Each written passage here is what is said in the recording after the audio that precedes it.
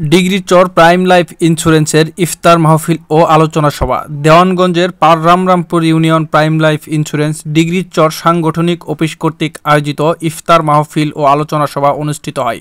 গতকাল 22 মার্চ 2025 ইং তারিখে সকাল 11টা থেকে এই আলোচনা শুরু হয়।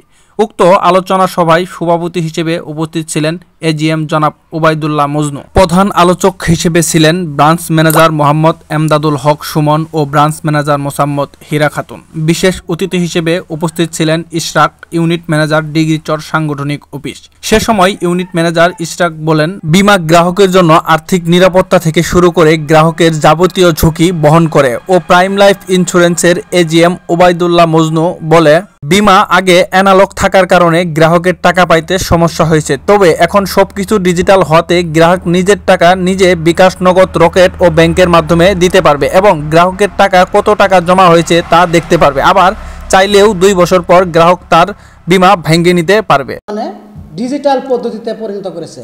এখন তারা ঘরে বসে থেকে বিকাশ, নগদ, রকেট, ডাচ বাংলা ব্যাংক, ইসলামী ব্যাংক, জনতা ব্যাংক, যে কোনো ব্যাংকের মাধ্যমে গ্রাহক নিজেরাই টাকা লেনদেন করতে পারবে এবং তাদের মোবাইল থেকে অ্যাপসের মাধ্যমে তার কত টাকা, কোন মাসে কত টাকা জমা হয়েছে।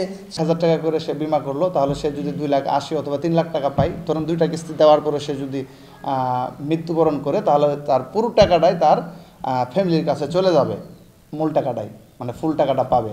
আরেকটা বিষয় হচ্ছে তারা 2 বছর পরে গিয়ে তারা বিভিন্ন বোনাস পাবে। তারপরে হচ্ছে গিয়ে আপনার তারা যদি বলে যে আমরা প্রায় এই বিমার থেকেই কিছু টাকা আমরা ঋণ নিতে চাই, তাহলে সেই সুযোগ সুবিধাটাও আছে, আগের চেয়ে অনেকটা।